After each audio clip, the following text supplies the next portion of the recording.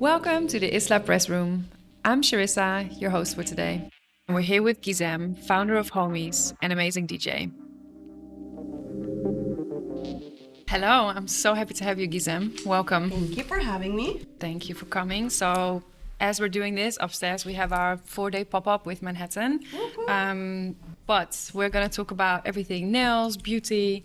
We're going to improvise a little bit today because usually we put them on bare nails. But because you have a busy schedule DJing, as always, we decided to go for these and stick them on with the sticky tabs that come with the nails as well. Perfect. They go so well with my rings. Right? Yeah. Yes. Good match. So what I'm going to do first is I'm going to size them. I'm going to see which ones we're going to use. And then I'm going to use the stickers basically to apply them. Love that. We love a versatile Exactly. We just sometimes, application method. have to improvise a little. So I usually start with talking a little bit about your nail style because you've been coming to Isla when we still had the salon. Yeah. You love a good nail. Yeah, I do. How would you describe your style in general, but especially your nail style? So I haven't been getting nails for that long.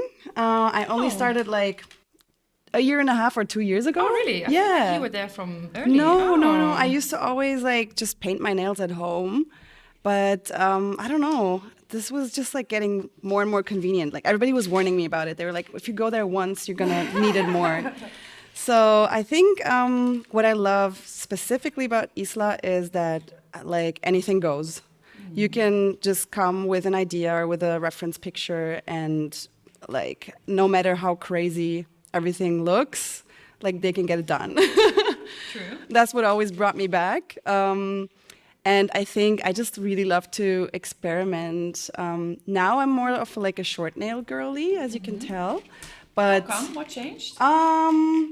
dating life changed, and also, yeah, I don't know. It's like it's just more comfortable with shorter nails. You know, I have a pit bull and she plays rough, and I've definitely hurt myself with the long nails.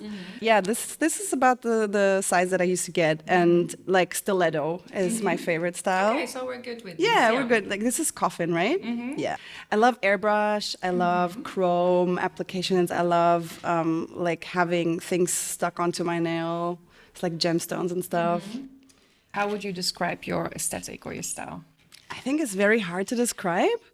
Because I don't know, like my mom wants to always give me gifts, like clothes and stuff, but I never liked them, so she kind of stopped. She actually started making them for me, like this love jacket. that. She crocheted. Beautiful. Yeah, I love wearing upcycled things. I love working with like independent designers and just coming up with concepts together and putting them in practice.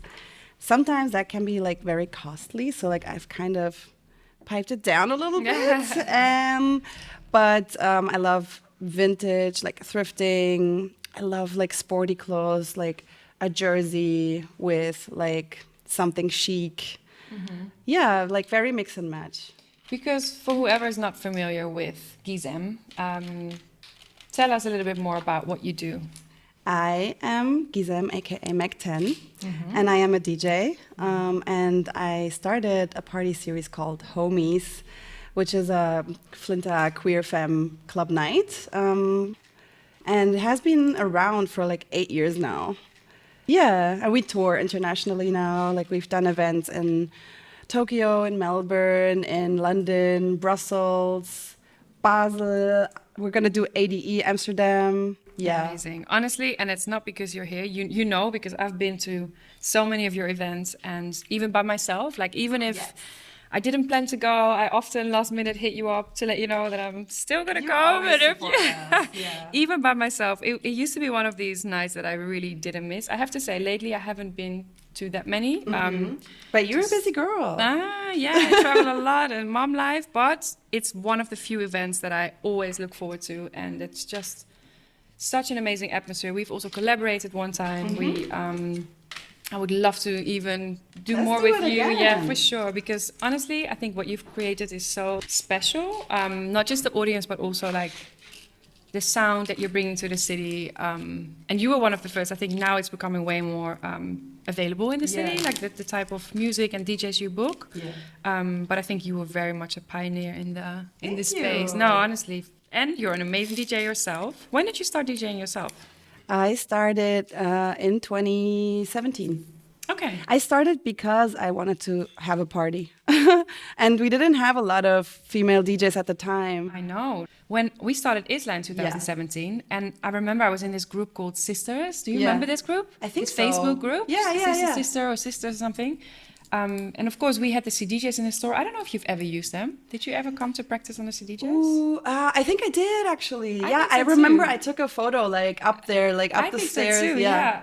No, and the landscape looked so different. Very. Like, We were scraping together the only like 4 or 5 like female and non-binary DJs we had in the city who were playing that kind of sound. I mean, like in electronic music, I guess there were a few more, but at the time, Homies was not a very like electronic music party. It was pretty hip hop.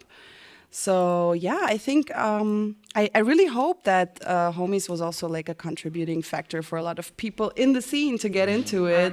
I'm 100% sure Yeah. that is the case. Because like yeah, when you can't see it, then you don't know that you can be that. You know. A lot of questions. So you already mentioned you've evolved like in terms of sound a lot. You kind of started off as more like hip hop. How did that how did that evolve? Like how come that you started? To venture more into yeah. electronic music. It started in the pandemic because you know how like there weren't really gigs at the time, right? So the only gigs that we could get were like streamed ones. And when you were doing streams, you got like easily taken down when you were, you know, playing copyrighted music, which was mainly the stuff that I was playing at the time.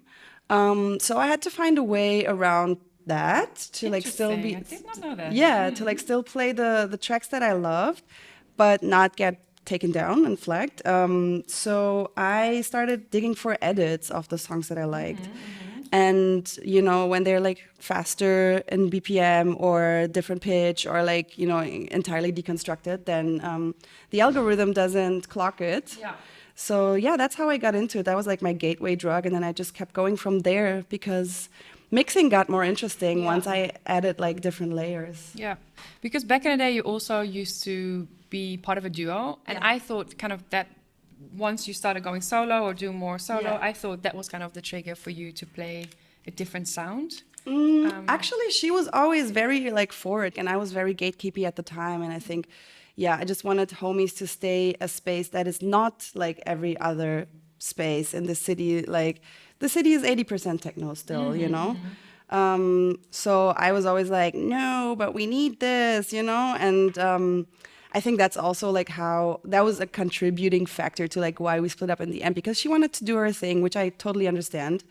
But yeah, like no, the original reason was just pandemic. I don't know if I would have gone that route. I didn't know that was. I mean, I knew the issue with music being flagged.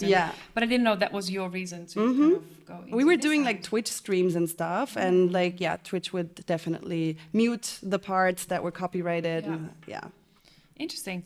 And you always look gorgeous for your sets. Like, what is kind of your ritual? And maybe you can describe also a little bit, like, for the people that haven't seen you at any of your amazing parties, like, what look do you go for?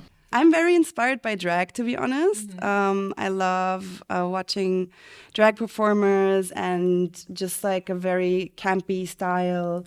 So I think maybe my craziest years are behind me now, because I feel like I've toned it down a little bit. But Why do you think that is? it's just like a lot of time that you have to invest, you know, like a lot of time and money. Like when you are trying to have like a flashy outfit for every gig, and then you have like a gig every weekend or sometimes two, that just becomes very expensive, and you don't have the space for it at home. And also I was doing like a lot of like fast fashion shit back then, so I wanted to, you know, get away from that and just be more conscious about like how I consume, and also like repeat outfits and like find new ways to combine them and stuff. So I think that's why I like kind of toned it down a little bit and went away from that crazy campy years. And I think I just needed that to like experiment with my own style and like find who I am as a person and a DJ. And do you feel like this was also a way to kind of get into character in a way, and you don't really need it as much anymore? Yeah, maybe actually. I didn't ever thought about it like that. And it started to get like something that I would create myself a lot of pressure with, you know? Like I knew that people were expecting the crazy looks and stuff, and like so that would stress me out so much before, like especially a homies club night. I still feel it. Like when I do my own club night, I still want to look the part, you know? And I think about like what to wear like weeks in advance, and I shop for it. But I don't really have the time to shop a lot, so like usually I just try to throw things together, and then people love it. Yeah, I mean, you're really good at that. You're really always like, some people just wear pieces, but you really style your pieces. And I Thank think- you. Yeah, you I always look appreciate great. that. No, you always look great.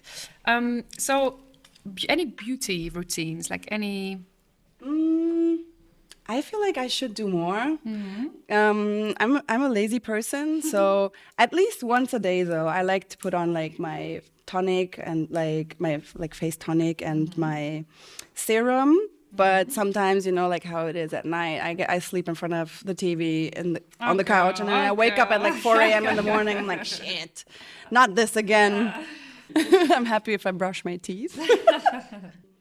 I have this like black snail, like what's the R? The serum with the R. Retinol? Yeah, retinol, exactly. The retinol thing, I got it in Japan. I use that. That's like really nice. And some days I feel like I want to put on eyeshadow, which is not a typical makeup look for me. But I just like to push myself sometimes as well. Sometimes it goes terribly, and I feel very stressed. experimental. Really? With your makeup, absolutely. Okay, yeah. thank you. I think that's also drag inspired. And do you feel like that has evolved over the years, or have you kind of? Oh yeah, for sure. Like in the time when I was like going all out with the outfits, the makeup was also very crazy. Like I would stick things onto my eyes, you know, get these like like completely ready like stickers that you could just like stick on. You Yes, know, I it remember looks you having like them. Yes, it looks kind of like the liners, like, you know, and like with glitter and gemstones and everything. I think I've also just like seen it enough. Like this was 2022, and then I went to like festivals and everybody was looking like that. I was like, I don't want to look like everybody. And I think also one thing that helped me get into like my face like look is just like knowing my face better. So that's why like everybody who keeps saying and like the 20s are the golden years, or like the 20-year-olds are so scared to turn 30. Don't be scared. Like it's gonna get so much better. You're gonna look better. You're gonna know how to accentuate your features and what looks good on you and not. It's funny you say that, because my next thing I wanted to ask you is like, has there been a moment in your life where you didn't feel beautiful, or where you couldn't appreciate your beauty? Very many moments, actually. I think I struggled a lot with accepting my face, and because also like I think I was like, oh man, how old was I? Like 11, maybe. You know, just starting to experiment with like cool outfits and like, you know, I don't know, like straightening my hair or something like that. And I was in Turkey on holidays, and then my uncle, he studied to become a doctor.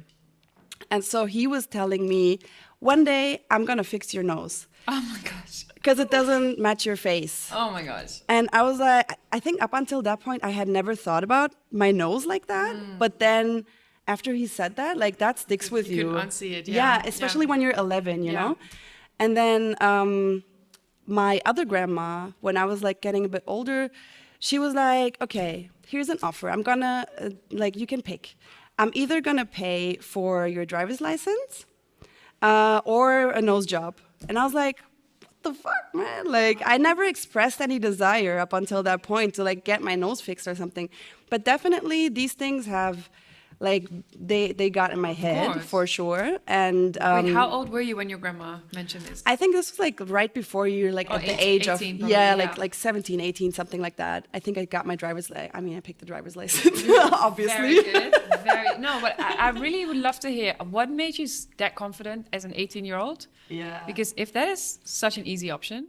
I just knew that driver's license is like, I would get my money's worth with that, you know? Like, also, I'm like, I've never had a surgery, like only my eyes, like a LASIK surgery in my eyes, but that was like 10 minutes in and out. So like, I've never been like an, narcose, anesthesia. Yeah, never had anesthesia and stuff. And like just thinking about these things is kind of scary. I mean, I might get some surgery someday, but definitely If you can not avoid at that it. age. Why? Yeah. Yeah, and also, Also, you do not need a nose job. Thank at you. all. I appreciate you. Yeah, I think it took me a while to accept Of course, yeah. everything about my face. And I thought about the nose job a few times since then. Like, I think up until a few years ago, I was thinking about it. But I'm too scared that I might not like my face after. And I think it's very important that, like, you look in the mirror and you see you, you know? Like, if you see a different person, I don't know how I would deal with that. And I also really believe if you would have fixed this, or fixed is not even the right word, but if you would have done this, you would have seen another thing that is asymmetrical. For or, you sure. know what I mean? There will be always... It would be chain reaction. Exactly, yeah. Once you open up that Pandora box, I have a lot of respect because, I mean, growing up, there's so many insecurities, but I think if my mum or if my grandmother would have offered me, like, on the plate to go and fix them, I don't know if I would have been that confident. So that's a lot of respect. Thank you. Came a long way. So you would say your 20s were rough when it comes to confidence, but... Yeah, definitely. I mean, I feel like I was always confident in myself, maybe not when it comes to looks. Because, you know, like how sometimes like you meet a gorgeous person and this person doesn't have a personality because they never had to have one. Because they always got their way because of how they look, right? And I think that just was never me. And I never relied on pretty. And so I was very nerdy. Like I was a very big nerd in school and then also like in uni. And I think just like being smart and like being curious about things and funny and like having good friendships and stuff like that. I think that's like more something that I built my confidence on than just like relying on looks. Yeah. I mean, to me, and I always say this, energy and is so much more pretty than looks. Also, like you can be ugly and like if you're Beautiful, confident, yeah, if you're like a fucking confident person and if you make me laugh, my panties are on the floor, like 100%, literally. 100% agree. So, and again, a good bridge to the next topic that I wanted to address, dating, because you've been in a very long relationship. When I met you, you were in a very long relationship. Did you have to kind of reinvent yourself after, or how was that for you to suddenly be single again after 12 years? Yeah, definitely. It took me a long time to, I guess, just also, I don't know, get in that mode, you know? Like, I didn't date right away or anything. It definitely took me some time to, you know, even wrap my head around the fact that this relationship is over, it's ended.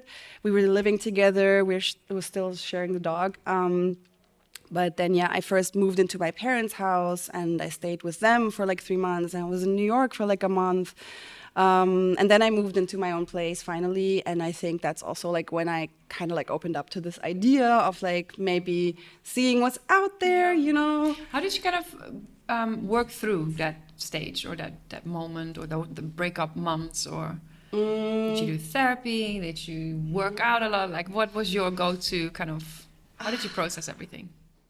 Good question. I wish I went to therapy or a workout. You just threw bodies instead. That's so much better than like the things that I did. Okay. Yeah, no, I think I just have a really good support system. That's like the people around me, they caught me and met a lot of friends. Because also, honestly, this was low-key one of the reasons that I wanted to, like, why I wanted to break up the relationship. Because it's like 12 years is a long time, you know, you don't just do that. And I was feeling like my friends were pouring into me and like as a person and my character more than my partner was. And I was getting more out of like different relationships that I had with people. Yeah. And I didn't feel happy in my relationship. I didn't feel seen. I felt like I was always the one taking care of my ex-partner. And yeah, and so like, I think my surrounding was just like perfect, and my parents are so cool. We have such a good relationship. Are they based in Berlin as well? Yeah, they live like literally like 7 minutes walking. So you're a born and bred Berliner. Oh yeah, hell yeah! Nice, cool. I love that. You said you took your time before you started dating. I think it takes a confident person to stand next to you. Do you struggle to date people because of who you are, and especially when you're on at your parties and you know when you're in your role? My parties are not the place to date for me. No, I can totally for see other people, yes. But I'm way too like locked in, I think, and just trying to make sure everybody's good. I never spend more than 10 minutes in one place. And I generally like gigs, even gigs. I haven't taken people home from gigs. I think it's just like different for me. You know, when like club has been the space of work for the past 8 years, it just, and like I never had to learn how to flirt in the club because I was always in a relationship, you know? So I kind of like, now I'm trying to flirt and I'm like so bad at it. I just stare at people like from the corner. And also like the like dancing with somebody and stuff like I feel very uncomfortable doing all these things. So I think I'm difficult to meet outside, and I also get told this a lot. I'm sure you do too, because like we do a lot of things exactly like boss babes or like whatever. Yeah, and I guess that gives like unapproachable aura to some people. But yeah, I would love for more people to approach me. On the street, in clubs? Like, what's your Sure. ideal? Yeah. What's the worst thing that can happen? I might say no. What's your ideal first date? So if someone comes up to you, what should they suggest? Oh, I just would love for somebody to actually really put some thought into it, because I know I am that person usually, and I think that's also like why people, I don't know, like feel intimidated, because I tend to be this person that thinks of every detail and like, you know, takes a lot of like, makes a lot of effort to make the other person feel very happy and seen and comfortable. And I think I read somewhere that if you're this person, then, and this is like your love language or something, then this is also like the kind of person that you need. Like, I never ask people for help. I always try to do things on my own. But then this is exactly what you need. You need a person that has a love language of like acts of service and like taking care of you. And 100%. Yeah. It's so funny. I didn't know there was a theory behind this, because I always say the same. Like, I have a child, I have a business. Even in my friend group, I'm always taking initiatives, and I don't want that as well in my relationship. Then I might as well be single, you know, because I'm already this person for everyone else. So it's funny. I didn't know there was like a whole theory behind that. So homies, how did you come up with this name? I love the name. It's such a good one. I like wordplays, corny wordplays. Like, that's also, you know, one of the reasons why I love drag. And yeah, we were just like sitting together, just like brainstorming, and don't really remember like how it came about, but I love the fact that it's like, because like we were two friends starting the thing, so we were homies, and then, but also maybe at first glance it doesn't look like an empowering word, but you know, like it reclaims things, and like it was also the time when like all these like female rappers started to emerge. I feel like Cardi B and I, like we came up at the same time, you know, like that's my sister. And like this was the kind of vibe that the female hip hop realm was putting out there, and so made sense. Yeah, no, I love it. It's really smart, very clever. For anyone that hasn't been to any of your parties, how would you describe the energy, I'm not going to put any words into your mouth. How would you describe it? Oh my God. I think it's just peak. Like the energy is peak. The people are feeling like free and expressive. People dress crazy, but crazy good. They love to experiment. They love to get naked.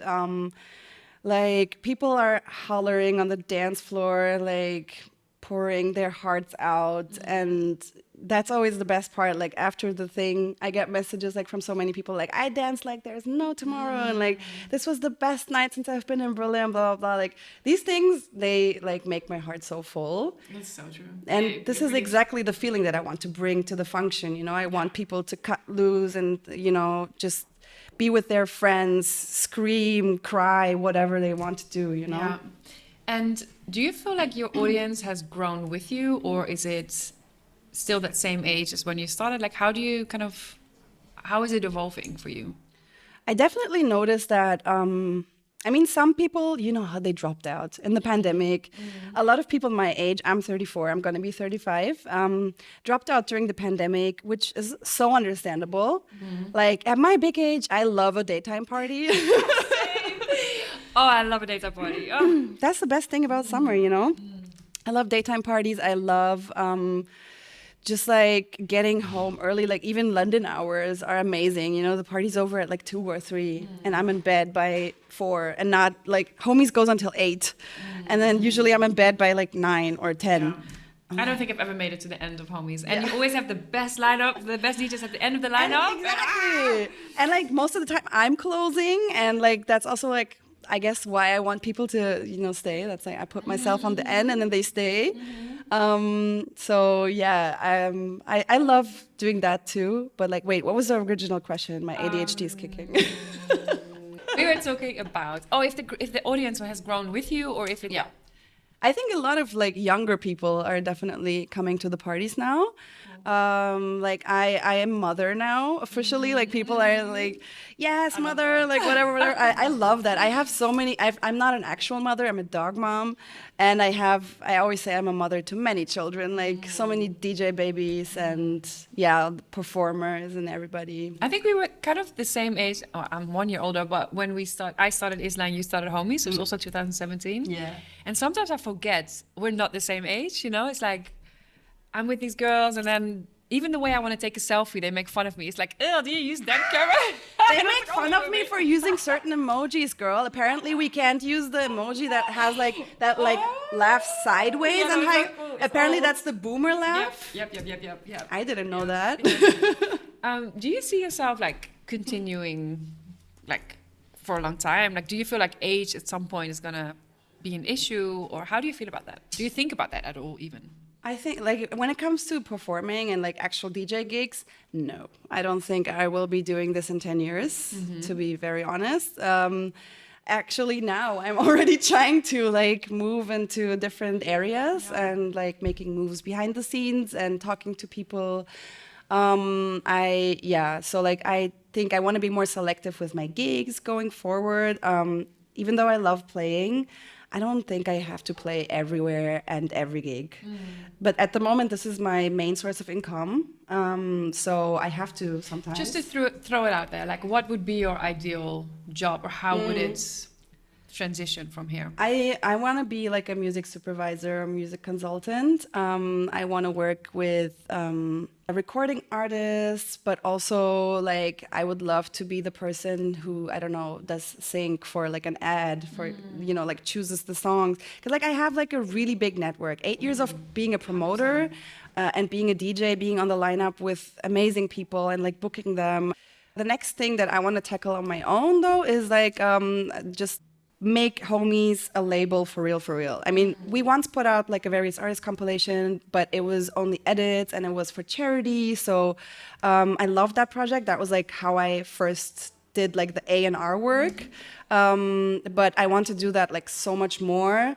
I love being in the studio with artists, like just throwing out ideas, bouncing off each other and stuff like that. So I want to do like the next project is going to be like original music. It's going to involve like a lot of queer and Flinta artists who have played Homies or who I see playing Homies in the future. So yeah. So that's like your side. What about the party or the brands? Yeah. Like how do you see that evolve? I think I just want to get more strategic about things because, ADHD is crazy and I'm not the best at organizing things. Wow. That's... No, I swear to God.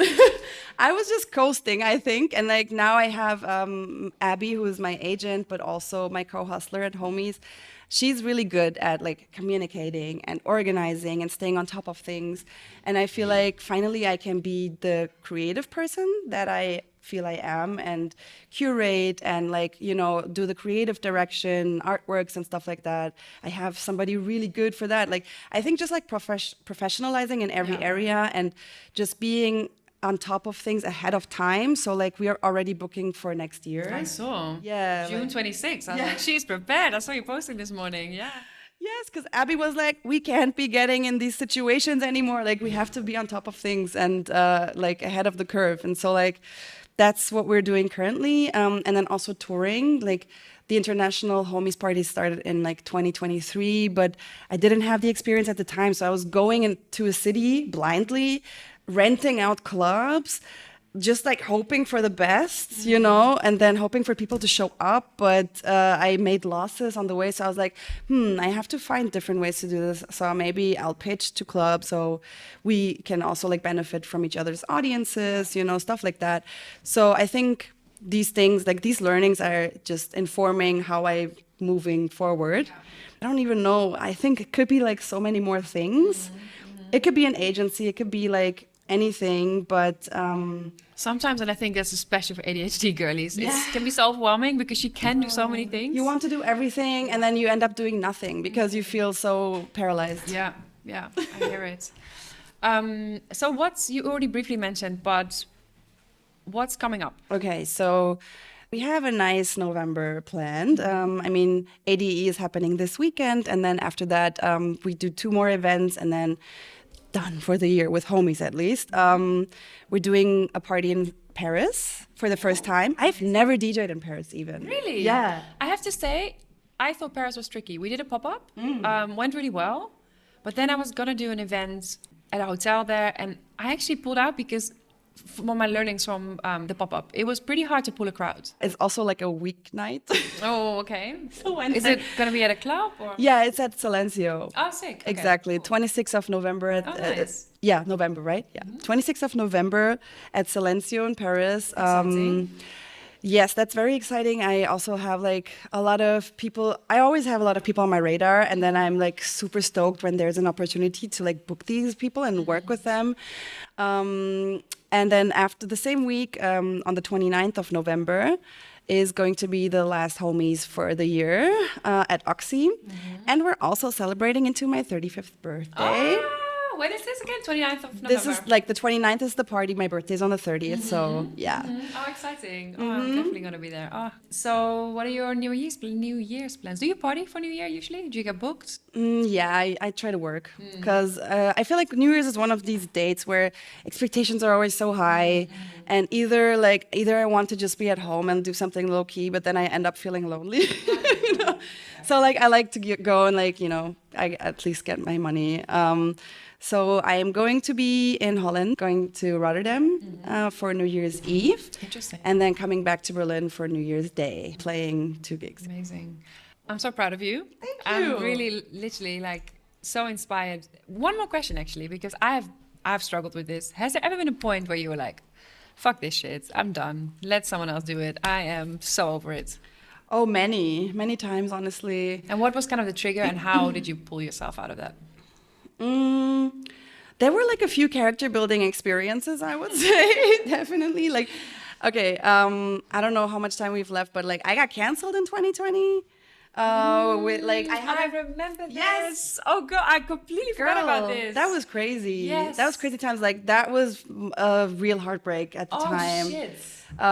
Like yeah, I had just like not to explain too much. I had a podcast. It was a Spotify original podcast, and so I was the like me and my former partner were the hosts of the podcast, and like the first episode aired, and there was a guest on who was accused of having been abusive with his ex-relationship. But this person was not like a public figure, and this was not a fact that we knew about.